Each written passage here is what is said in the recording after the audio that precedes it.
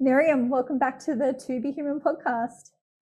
Thank you so much for having me. Great to be back. It's great to see you again. Honestly, I re-listened to our first podcast, and for anyone that hasn't listened to that, I highly, highly, highly recommend it. It's one of my most favorite conversations, Miriam. You're one of the most beautiful, heart, soul-centered, grounded people that I've ever had the privilege of connecting to, and I really think that conversation was so full of insight and wisdom, and I think something that everyone should listen to. And where I wanted to start actually was really in celebration and honor of that conversation, because there were so many topics that I'm so individually and personally passionate about, and I feel like you are too. And one of these topics is around freedom. And when I asked you in the last conversation around freedom, you spoke to, this is what you said, it's the freedom of the burden of society and its expectations.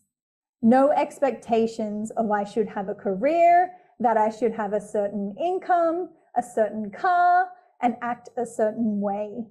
Where do you stand with freedom? Because to my understanding of you, Miriam, you're constantly evolving your insights and reflections and the ideas and opinions that you have. Does that still strongly resonate?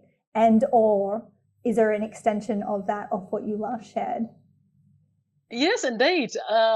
When you evolve and when you grow, then of course the question remains the same, but the answers change. Yeah. And now, indeed, I would say freedom is freedom of time, like the planned time. I would hate to live in Monday, Tuesday, Wednesday, the time frame, having a diary. All that sort of your whole life is planned. And that, to me, is the worst prison of all. But what I found out is, by letting that go over the years, that it also is, for myself and many other people, a form of security. Yeah. Now, how is that possible? So we feel more secure by knowing what we're going to do next week. Huh? There is no security in that, right? We could all be dead. Yeah. Or something could happen. Why do we put security in that particular thing, the most unsecure thing, right? It's the most unsecure thing in the world, and yet we feel more secure with it. Yeah, very peculiar. I mean, it's a beautiful question, Miriam. Why is it that you think, in being able to actually, I think you're literally the only person I know that's been able to completely separate yourself from this idea of planning and scheduling. What is it that you feel like people are attached to when it comes to, like, obviously it's that sense of certainty and security, but why? Yeah, indeed. Well, imagine if I come to you and I take your diary, even if it's digital now, and throw it away. And so there is you're still alive, but you have no planning, nothing whatsoever. Yeah. Oh, at first you might think, well, that's fantastic. That's just what I need, because it stresses me out enormously. And then you think, well, hang on a minute. What am I without my planned future? So we identify with the future, right? Yeah. We have dreams. We identify with that. Yeah. So the whole thing is quite complex. But yeah, why is that? I don't know. Yeah, it's an interesting question. And I mean, what is your firsthand experience in being able to stop identifying with this aspect of who we're becoming and what we're doing, and it's all future based? What have you come to learn about yourself in really honoring that sense of living in the present and not knowing what tomorrow brings? When that first happened in 2010, when Peter and I started living in the wilderness, so we had no plans on purpose, and we had no clock, because we wanted to find this out on purpose. So we left to live in the mountains of New Zealand, and the future felt like one big white sheet, like one big tabula rasa. There is nothing. And that's when I started to see that, oh, wow, this is wonderful and terrifying at the same time. Yeah. So, but over the years, it's luckily with Peter, who is thinking the same about these things, over the years, that we deliberately don't want to plan too much. But of course, some things need to be planned, like a flight. Next month I will fly off from here. Okay, that's obviously a plan, but not like what I'm going to do tomorrow at 8 o'clock, 9 o'clock, 10 o'clock, that I have to put alarm clock. I would hate to live with an alarm clock. You know, sleep to me is holy. You should sleep as long as possible. Yeah, not woken up by a machine. Yeah, it's so celebrated in, I mean, the society in which I live in, to be so planned out. I mean, you know, in high performance techs these days, right? It's an honor to be able to show a busy calendar and a very busy schedule. You spoke to, just then you used the word terrifying in relation to 2010 when you really thought of that future having that sense of whiteness.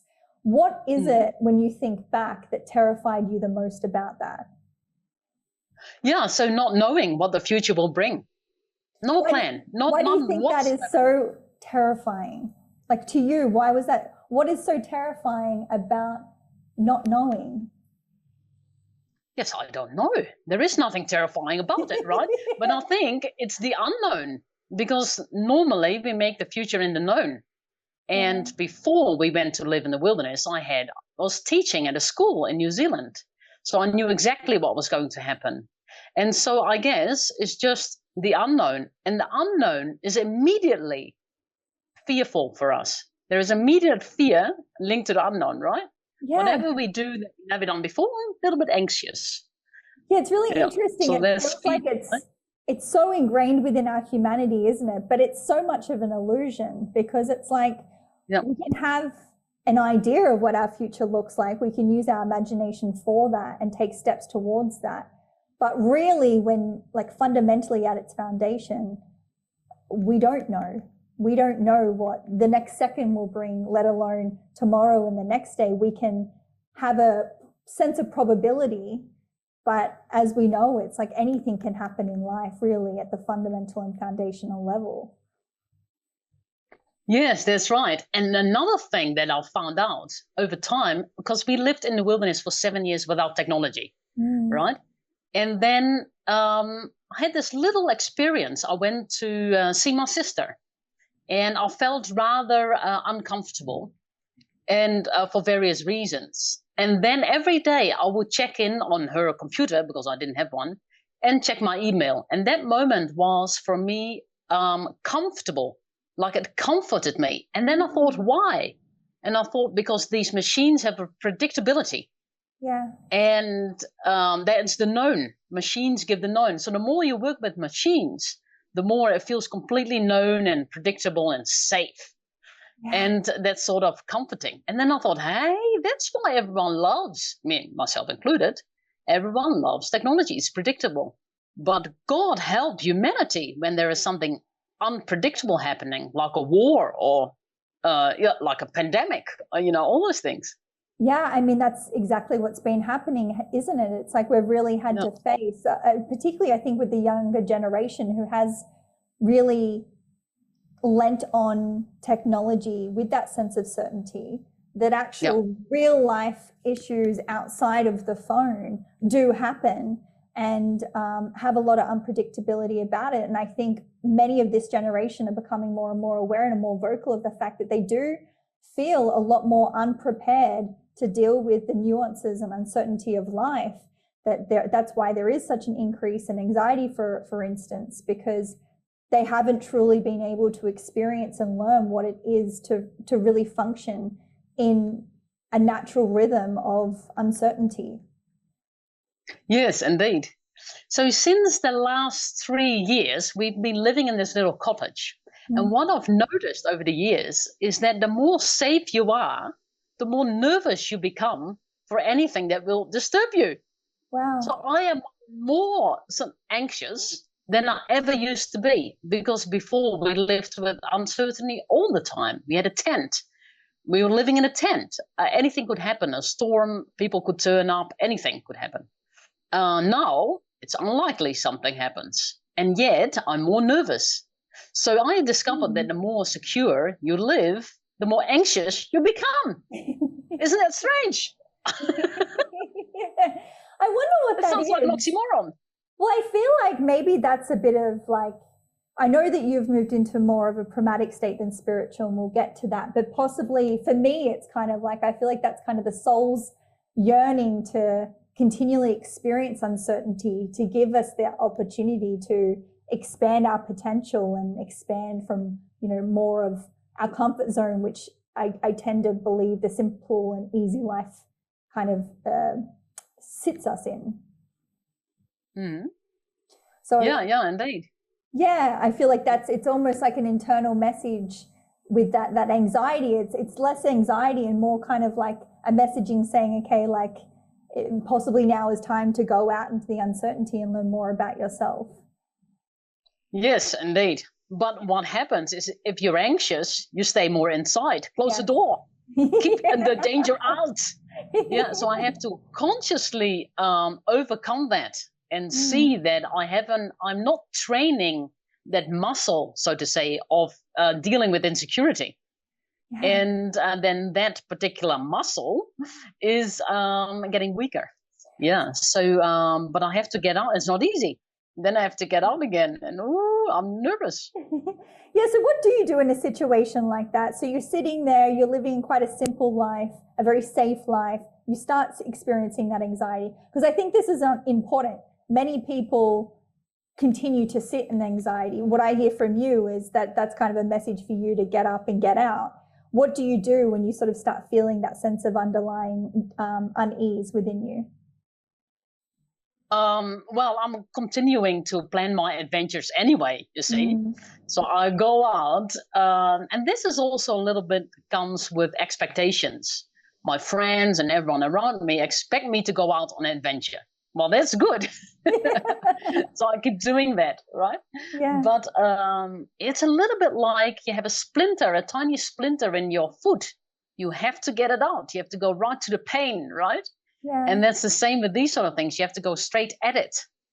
So that's horrible, but you have to get through it. But I only experience that sort of anxiety the moment I leave. Once I'm, back in the wilderness and I'm in my element, I'm super happy again. Yeah. But it's that little moment of leaving the safe house. That's the worst. Yeah. Yeah, I was watching a video that you'd posted about sleeping at night under a tree without a tent. So most people sleep outside in a tent for that, at least that illusion of safety, but you slept outside without a tent. And the question you actually asked yourself is, what is the price we pay for this sense of security?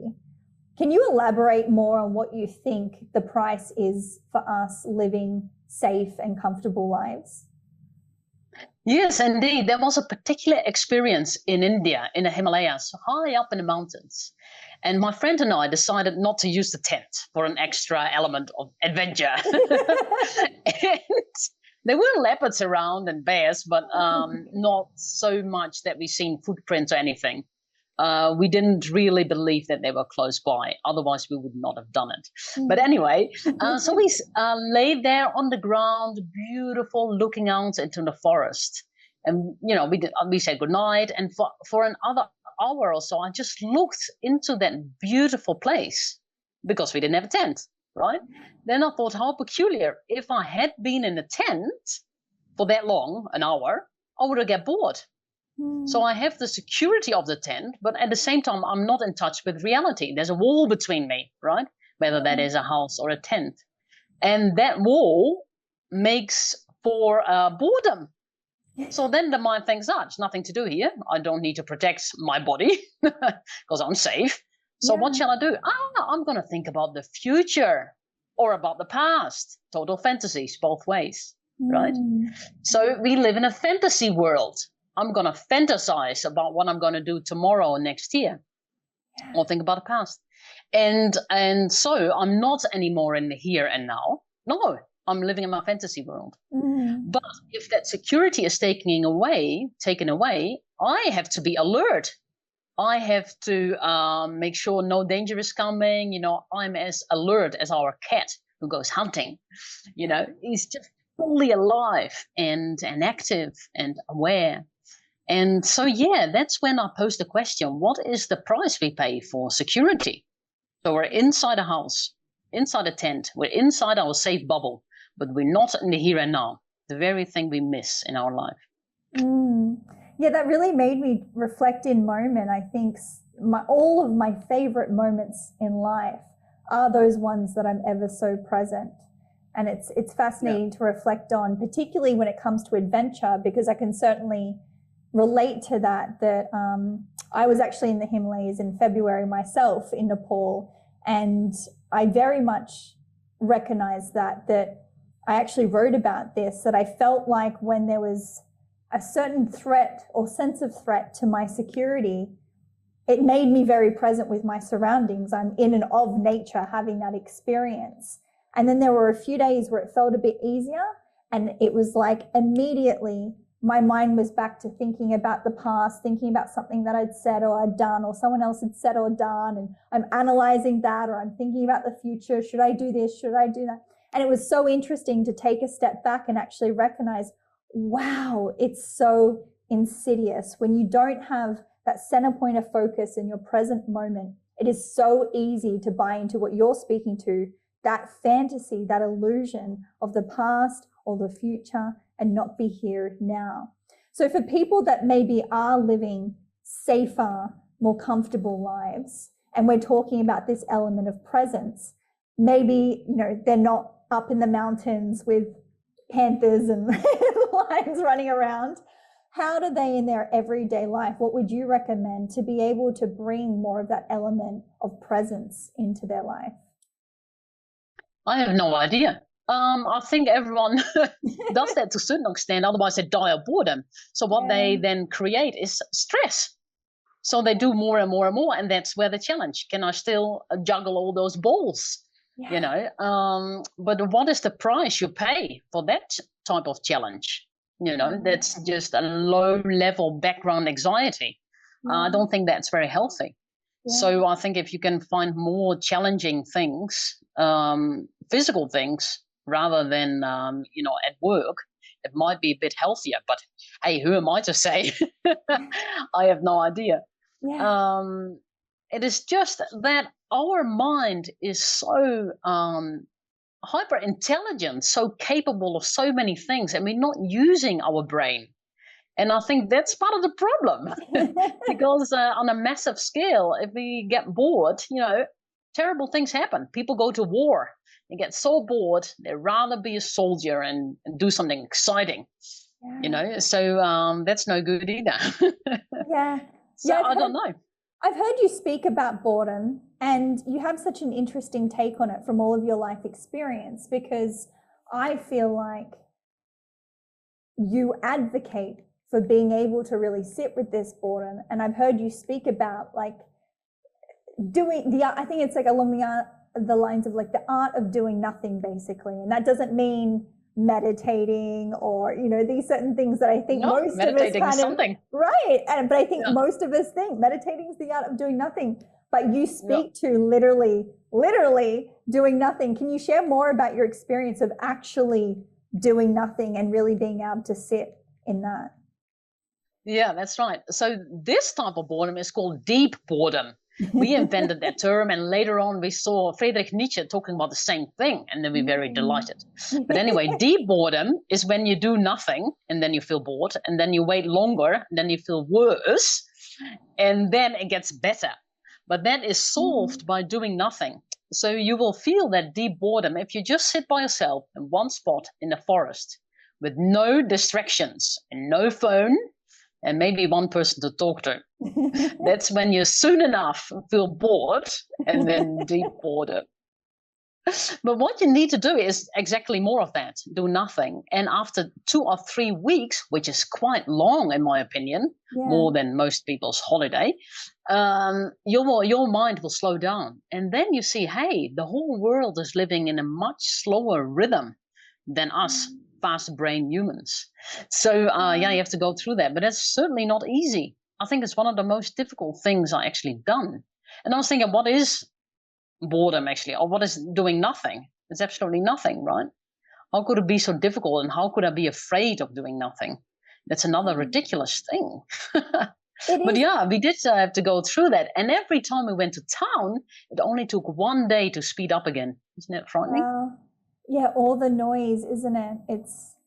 it's chaotic, and I definitely assume you experienced that coming from your adventures back into cities. For example, I know that you've done certain book tours and things even here in Dubai where I am currently, and I'm sure it's quite the experience for you to come from the space of the art of doing nothing in out with the nature and then get to a city like Dubai that is so happening. It's such an extreme version of each other. What is like that to be able to experience the deep dichotomies? What do you feel like it pulls out in you when you're back in the city, back in the noise of something like that, like Dubai, for example? Yeah, I realized that we are what we surround ourselves with. So now I am here in our little cottage in the middle of the forest. We don't have people near us for kilometers. It's super quiet, no noise, no car, nothing. You can only walk to this little place. And I calm down. I become exactly like the animals around us. It would be impossible not to, right? But in the city, I am part of the city soon enough. It takes me 3 days. And have that frenzied energy just like everyone else. Because you are you're like a tiny particle, right? 1/1,000,000th of 1,000,000 people, right? Yeah. And all together we make that energy and we make that city happening and we make it running, right? I am part of that. So that's when I thought, hey, I have to be really careful what and who I surround myself with. Also with friends. Have you heard you might have heard it somewhere, you are like the 5 people around you, the 5 people you see most, that common saying. So I thought, far out, that's right. Because we humans imitate each other, don't we? We do. We become like each other. We do. Yeah, so you have to be very careful. Yeah, and isn't it so profound that you can spend so much of your life, you personally, out in nature, experiencing the depth and wisdom firsthand for yourself, and then be placed in a city, and within 3 days you feel like you're part of that frenzied energy. And I feel like it really depicts and shows how accountable and conscious we need to be continually to ourselves at this. Just because you feel like something in particular one day doesn't mean that the next day, if you change your environment and the people you spend time with, it's going to be the same. It's a constant awareness of coming back and staying committed to what you want to experience in your life. Yeah, you have to be so aware of it. I think our mind is like a sponge, it absorbs anything. And also what I discovered after being in the wilderness for so long, that the biggest thing we pick up on is fear. And I thought, of course, like the mother sheep cannot talk to the lamb like, oh, this is danger. No, it transformed that fear. The mother jumps up and runs away. The lamb runs behind it. Yeah. And I think we are the same. And sometimes I experiment with this. And I am, for example, in a train. And do you know when the train comes to a station, there's a little bit of disturbance. Some people have to get out, little nervousness. And I feel that in my legs too, especially my legs. Hey, I'm a little bit anxious right now. And this is not even my station. And I'm not worried. It's nothing to do with me, but I pick up on that anxiousness and fear of other people. Yeah. And if you're aware of that, you can think, hey, that's not me. That's the other person. Yeah, that's fascinating. What have you realized from being able to remove yourself for such a long time from this frenzied energy and then come in for momentary moments into cities that have more of that high frenzied energy, and acknowledge that there's a lot of fear here, in being able to remove yourself from that? What is your perception of the fear that a lot of us experience these days? Do you feel like it has its place, it's warranted, or do you feel like most of the fear that we're experiencing on a daily basis is just all part of the illusion that we're experiencing? Yeah, I think it's all part of the illusion. Yeah. I think in the city, I don't know how people can stand it, to be honest. Yeah. It's just so busy. It's so unhuman. What makes people live in cities so long? And how can they physically stand it so long? That's a real riddle to me. But of course, if you look at statistics, there's a lot of mental health problems, a lot of physical problems. And that doesn't surprise me, because after 4 days, I also feel the physical effects. And I have friends that spend little time in the cities, and they say the same. They literally get sick. Yeah. So I think maybe the fear is a good thing of saying, okay, I should not be in this. I should use my brain. I always say we have legs to walk away, walk out of the city, get away. Yeah, but it's easily said than done. I realize that. Yeah, I love that you say that, because I'm very much an advocate of that. Is like, rather than wanting to like sedate or manage our sense of anxiety, what happens if you actually connect with it and see what the message is? And for many people, I'm sure it's get your legs going, get out of the city, get back into nature, get grounded. Because even myself here in Dubai, I've been here, I think 7 weeks now. I love this city. There is so much energy here, or the whole spectrum of humanity. But I have found that lack of greenery here has been difficult for me, especially coming from Australia and what I'm used to in my roots. And I've gone out, I found this island that I can walk to, and I found this beautiful piece of green grass that has butterflies, and I can hear the birds. And I kind of laugh, because I'm like, it's not much, but it's what's keeping me grounded here. And I think even just without having that experience, getting my feet on the ground, taking my shoes off, I would find it really difficult to live here. And I think a lot of people that have grown up in cities don't actually know what the other side of that feels. They're so used to wearing their shoes for weeks on end and not actually having their feet on a piece of grass, that they don't actually understand what they're missing. Yeah, that's right. And they also think, well, what would I do out in a little house in the forest? Of course, that sounds terribly boring. And they wouldn't know what sort of job, and you have to have an income and all that. But yeah, the solutions, they are there. But people have to think more creatively on how to live differently. But there is a small movement of people moving away. And like here in Bulgaria, a lot of villages going empty, because the old people are only left here. Young people are gone. But some people move back in those villages. The houses are cheap. They work on the internet. They can basically live anywhere, and they have a little garden now, and in between they work on the computer. So that is possible.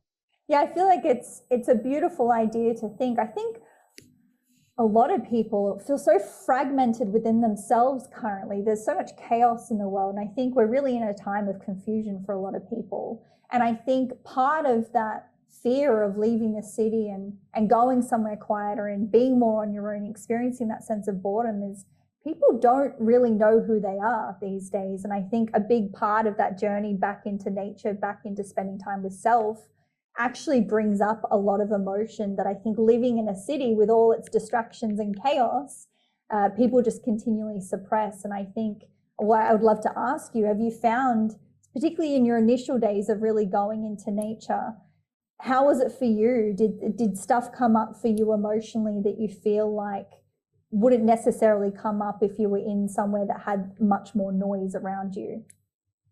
Yes, that's right. I do think people suppress all these emotions and things, and you cannot even hear their own thought.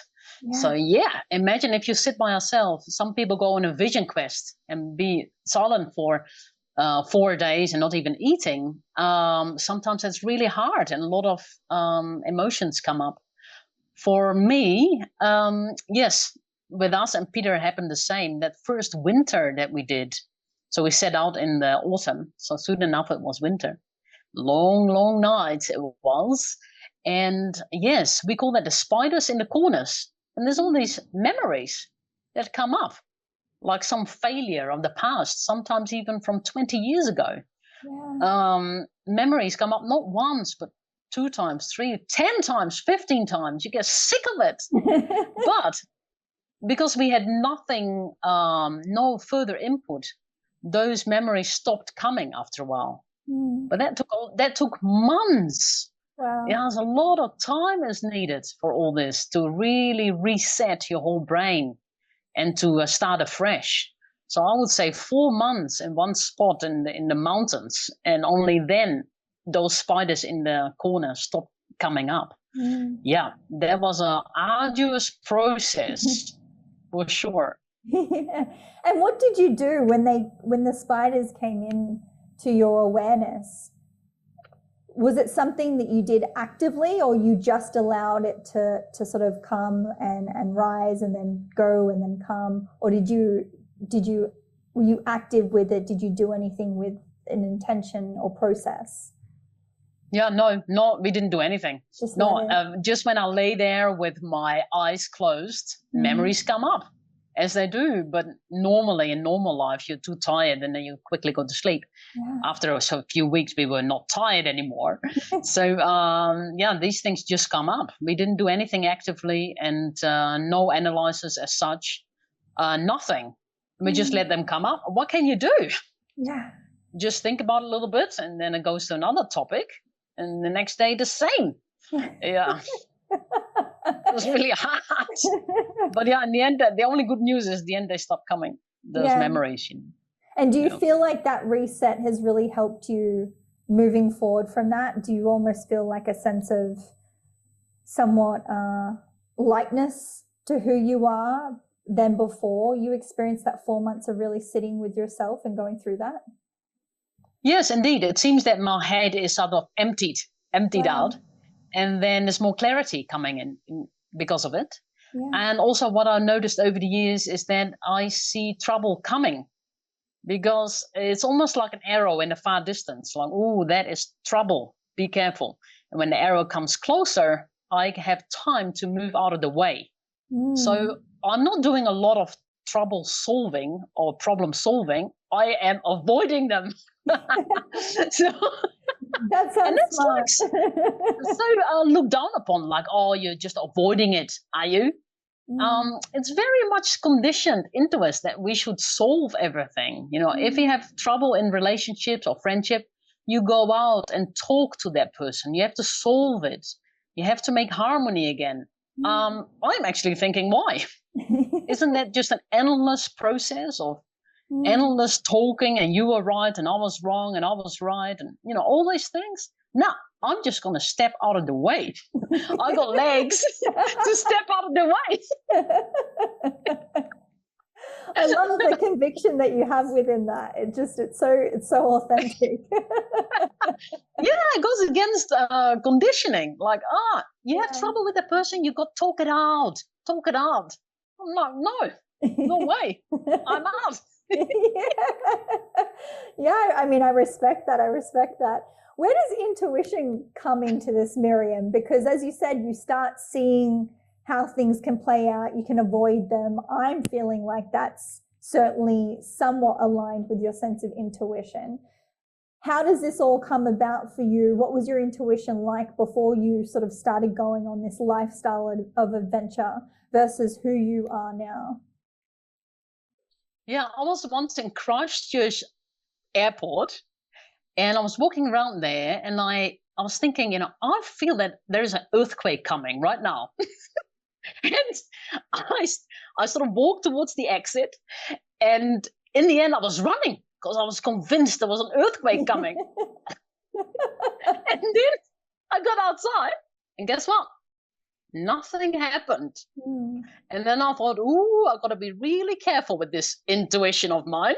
Wow. Yeah. What is the difference between intuition and fear? Sometimes very close little line.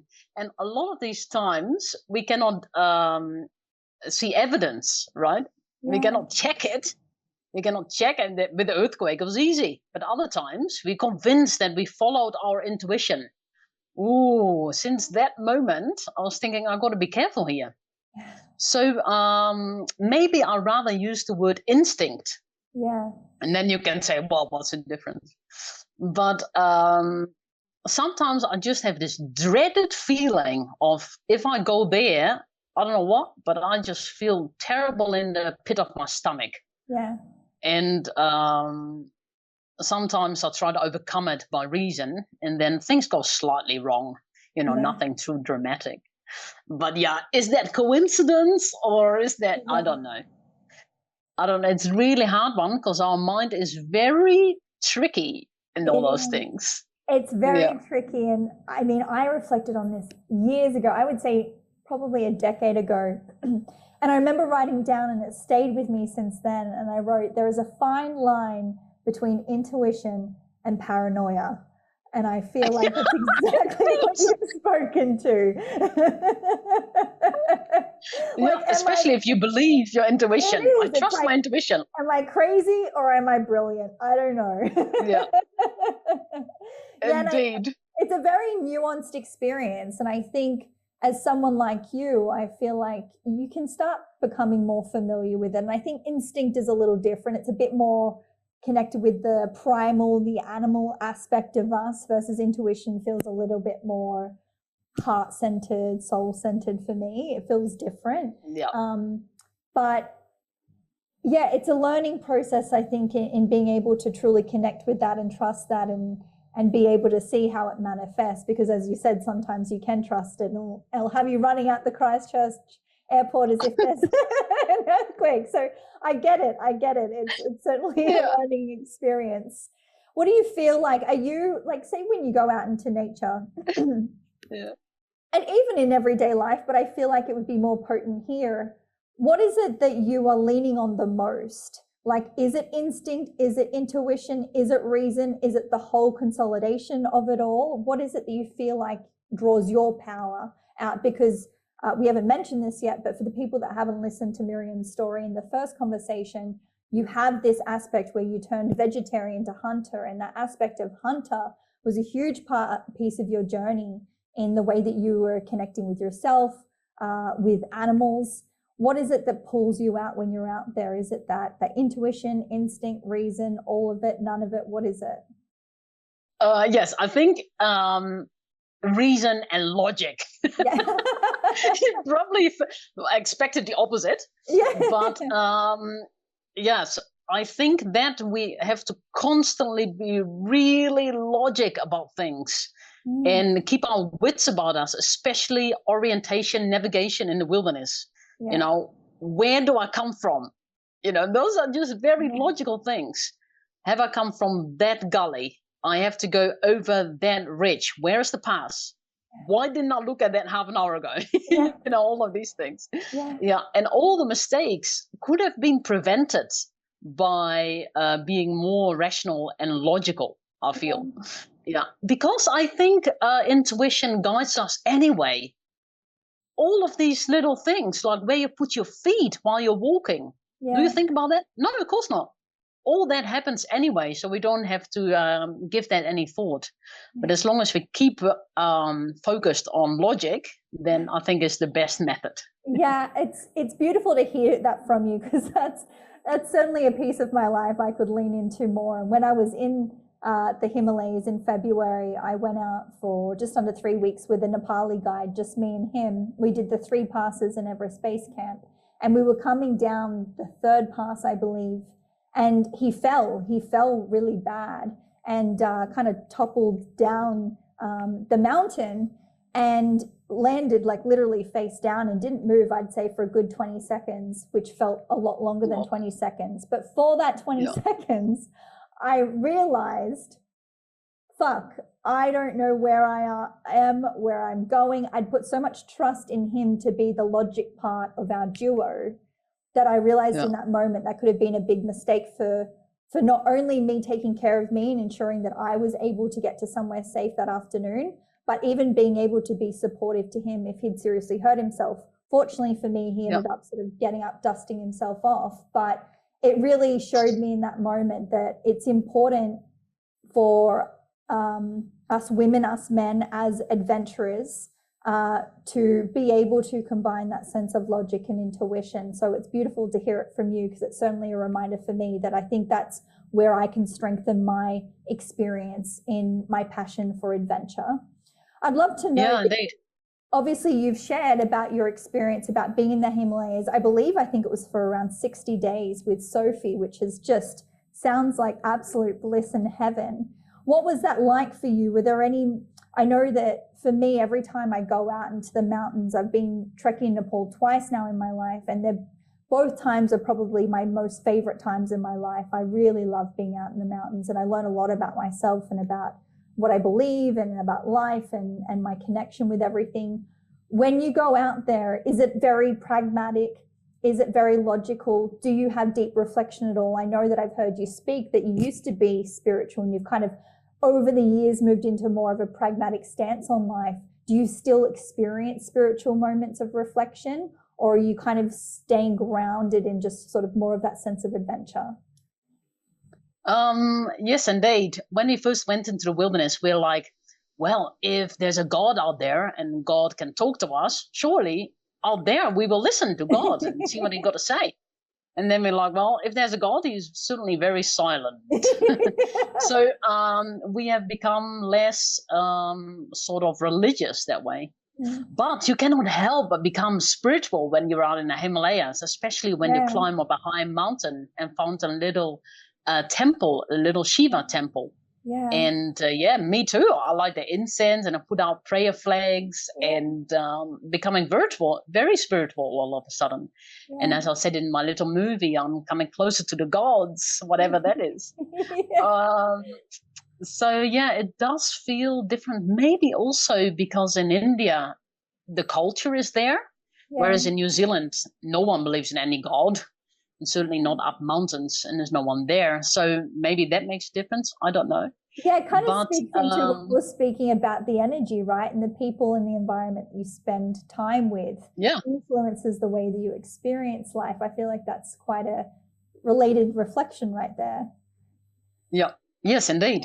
Yeah, so you become more spiritual when you are in India. Yeah, a lot of people do. Yeah. So, but what I feel here is Peter and I have been talking about the concept of the enchanted forest.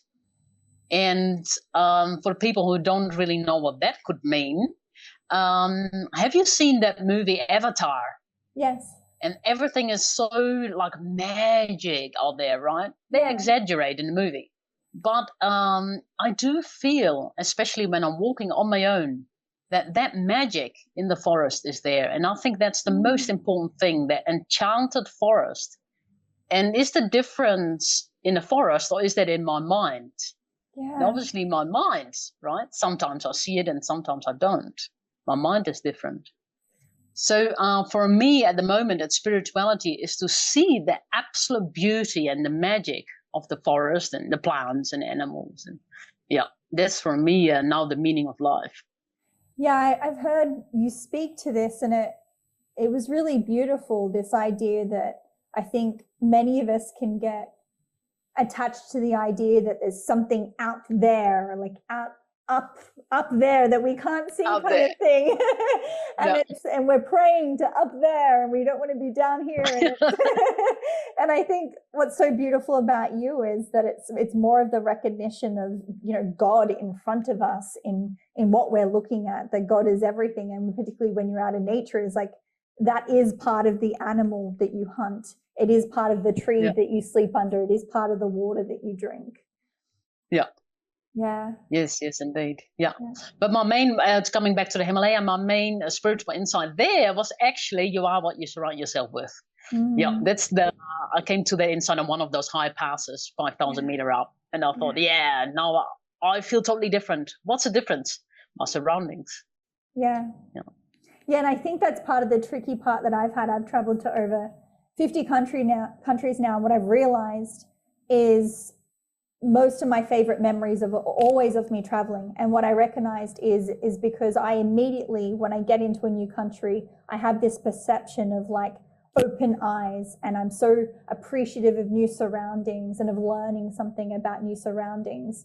And I think part of my lesson is, how can I bring that back into my daily life? How can I see what is common to me with the open eyes of that beautiful gratitude and appreciation for what's in front of me every day, versus always having to kind of travel or be out in nature to also experience that. How can I bring that more into my daily life?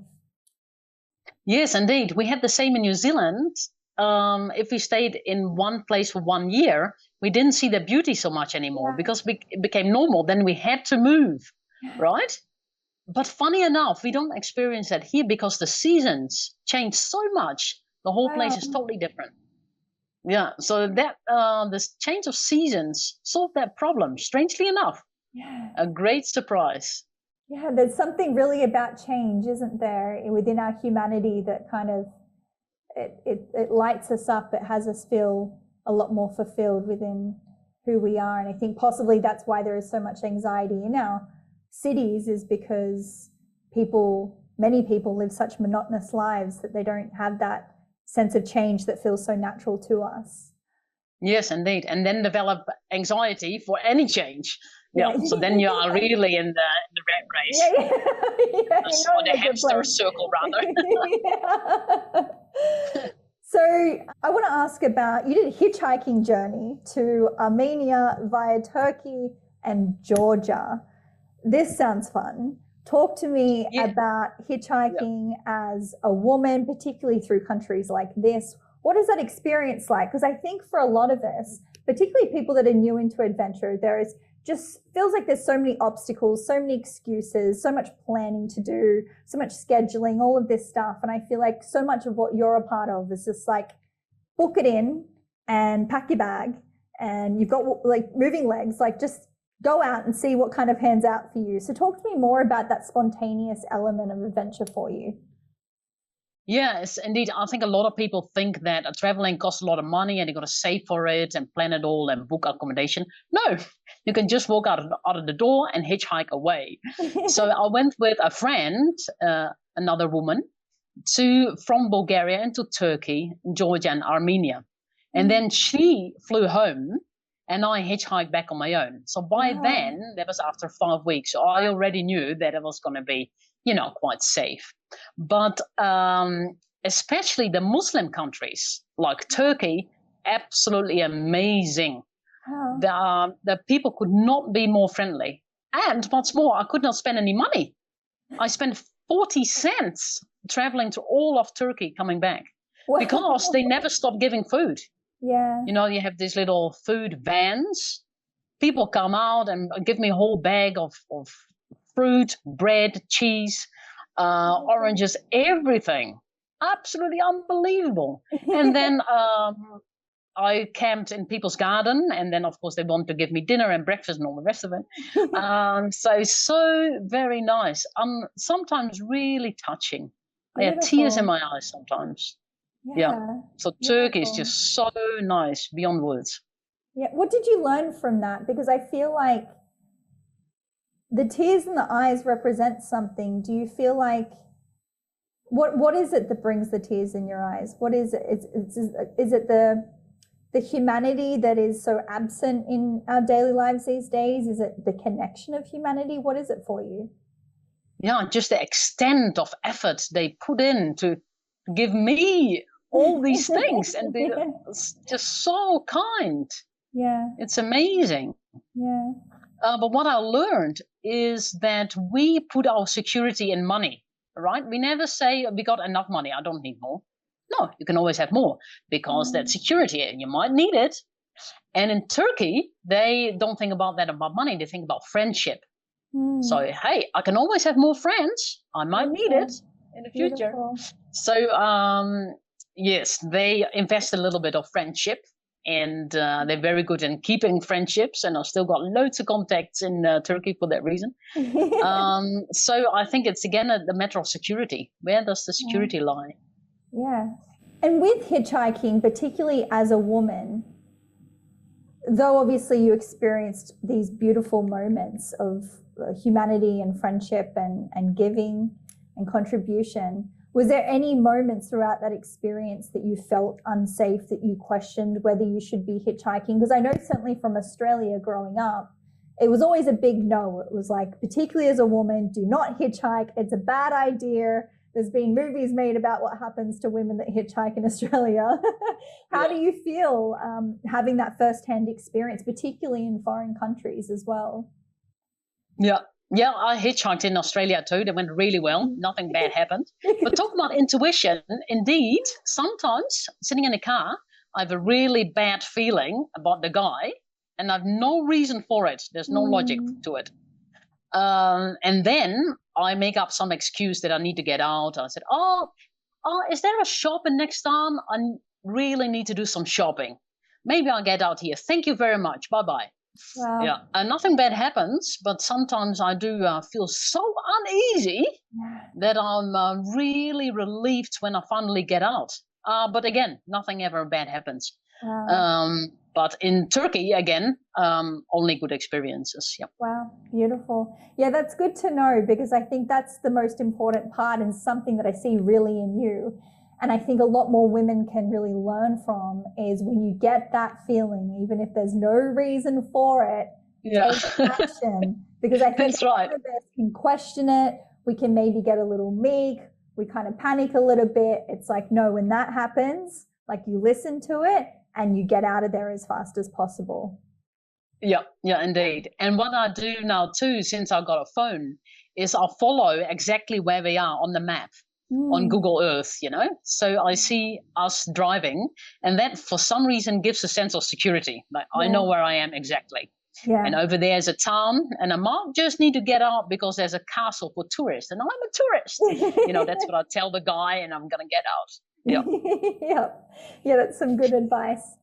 I want to turn to talking about your beautiful partner, Peter, that you've mentioned. I've actually watched quite a few of his videos on your YouTube channel, and I highly recommend them. Between you two and the reflections, the philosophical reflections that you both have together are really beautiful and fantastic to listen to and reflect on. Peter has been unwell, to my understanding, for quite some time. I wanted to speak to you about that. What is it like living with him, being unwell? I know you and I briefly spoke about this before press and record, is like this element of, I suppose, death, the energy behind that's I guess present in your lives, the reflection on that. Can you speak more to your experience of that? Yes, so Peter has been diagnosed with chronic kidney failure 5 years ago, and a doctor said you now have to go on dialysis, which is or going on a machine that cleans your blood. Otherwise, you will not live very long. But to get dialysis, you have to live in a town. That's the last thing Peter wants. So he said, no, I choose not to, and we see how long I will live. And we fully anticipated that he will not live very long. But that's now 5 years ago. So instead of deteriorated, he actually improved a little bit. So that's already against the statistics. But nevertheless, his kidneys are very weak, and anything could happen at any time. We're very aware of that. And sometimes he's got little things, a bit vague, and we're very far from a hospital here or a doctor. So that's not really an option either. So, in other words, we're living with a lot of insecurity. He could get something anytime, maybe next week, maybe today. So we are living with death and the fact that life is finite. And you would think that's terrible. It might cause depression, but quite the opposite, because we cannot take any day for granted, Might be the last time we are going for a walk this afternoon. And so the place becomes extraordinarily beautiful and precious, and our time together becomes very precious. Wow. Yeah, so that's one good side effect of it. On the other hand, I also don't want to miss out on my expeditions. So this summer I'm going to Tajikistan for another expedition with 2 friends. And the difficulty I have is to say goodbye to Peter. And I don't know if I will see him again, So that's very, very hard for me. And I feel sort of guilty about it. But I would also feel guilty towards myself if I didn't go at all, you see. But, how do you make those decisions? Because I think I can relate on much less of an intense way, but I feel living in another country, when I leave my parents, it can sometimes feel a little similar. Like, am I being selfish? I had that sense of guilt. What happens if this was the last time? I should be spending time with them versus honoring what I feel like feels true to me. So I can certainly relate to that feeling. How do you make those decisions that honor you on a personal level? Yeah, it's very hard. When I feel good, I'm booking my ticket, and then a month later, I'll feel terribly guilty, and I wish I never booked a ticket. But too late. Yeah. And everything, we're getting ready for our adventure. But I feel quite split that way. Like, part of me wants to stay here forever with Peter and holding his hand, and my other part wants to travel the world and climb mountains. Yeah. Sometimes it seems really quite foreign one to the other. Yeah, and it's interesting, isn't it? Because as you've shared, like Peter's was diagnosed 5 years ago, and he's still here, and your life, and I feel like you would be so different if you didn't make those bold choices of honoring you and going for those adventures, and you just sort of stayed there with him, and then 5 years has kind of gone. So yeah, it's going sort of back into where this conversation started, isn't it? About that sense of uncertainty and your relationship with it, and that dance between finding the certainty within the uncertainty and just kind of coming back to you and what feels right for you in that moment. Yes, indeed. And sometimes I feel I made the wrong choice. Yeah. But yeah, no, it's just very hard. I don't have any answers for that. No. Well, I mean, it's just really representative of this podcast, I think, about being human, right? It's like, it's not perfect, and it can be really messy and really difficult, and we're all just kind of trying to do the best that we can with this life. Just stumble across. Exactly, and that's stumble through life. We're putting a lot of faith in it as well, isn't it? It's there's deeper layers to it for sure. And as I shared, I've listened to Peter's reflections, some of them online, and they're very wise between you both. What do you feel like? I'm sure there are moments when you two are there that you have deeper conversations. What do you feel like has been one of his greatest lessons in being diagnosed 5 years ago, and his reflections on life? And because obviously even what's brought you into nature initially together and living out in the mountains in New Zealand for 6-7 years, and all of the experiences that you've had, there has been this very deep reflection about non-conforming and being conscious to your conditioning, and all of these sort of really potent, as you sort of shared, they're very Nietzsche kind of philosophies. Where does he land at the moment with his relationship with all of that, and everything that he's been reflecting on, I guess, during his lifetime? Well, in the last years, he learned that there's no security. Of course, anything can happen at any time. Yeah. And also that the body really dictates your life. Yeah. Like, he might want to climb mountains, but he cannot. Yeah. So the body, you can do positive thinking, but that doesn't make any difference. You just got to accept what is happening to your body. If you're sick, that's it. You got to accept that fact. But his life philosophy, I would say, is do something different if you can. That's what he told me sort of the first day we met. And just something different, not like the run of the mill, not the pre-programmed, conditioned way of life. No. Yeah, beautiful. I'm very on board with that. So, Miriam, you have a course coming up soon in November with your friend Angela, which very interestingly you shared with me. She spent, if I read this right, 6.5 years walking around the world. Can you share a little bit more about who Angela is and what this Pathfinders course is?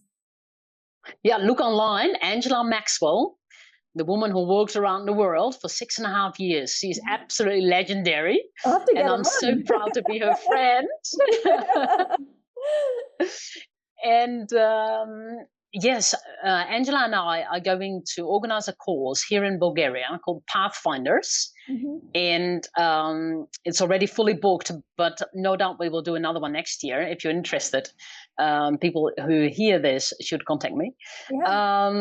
Yes, we are teaching women to get prepared for their journey. They might also want to walk around the world, or bicycle to Istanbul, or maybe just go freedom camping in the weekend. But anyway, women who want to overcome their fear and want to learn a few more skills, like how do you do camping, fire lighting, a little bit of wilderness first aid, self-defense. What do you do when you get attacked? Angela is a professional in all of this, how to calm yourself down, what do you do with anxiety, all of these things. So I think it's going to be a marvelous week. Oh, I love it. It sounds absolutely phenomenal. I'll certainly be looking into it next year. Yeah. Sounds right up my alley. So Miriam, as we come to the final part of this conversation, the first time we spoke, I asked you what it meant to be human, and your answer was really interesting. It was actually, there is a lot of commonalities and patterns that happen in, I think, the just under 100 people that I've asked so far, but yours actually stood out as quite unique, and you spoke about the ability to do good and bad and not distinguish between the both, and use both as our power and use it for the very best. And to my understanding, you were really speaking into this aspect of exploring what evil means, because as a vegetarian, you thought that killing animals was once evil, and then you became this hunter and understood that hunting wasn't necessarily good or bad, it just was. In relation to that answer, do you still sort of stick with the same answer, or is there anything that you would like to adjust or add to that in what it means to be human for you? Yeah, I would give a totally different answer now. So now I would say our ability is really see that enchantment of the world and, the magic. Maybe animals can see it too, but I think humans and the human brain is really geared towards that. So that's our potential. But often us humans are not using it. And I think that's precisely what we would grieve over the most if we miss that in life, to see the magic of the natural world, because that is just so fulfilling. That was the healing power, That's the whole reason we're here, to see that beauty, I believe. Oh, that was just gorgeous. Thank you, Miriam. You're welcome. Thank you very much.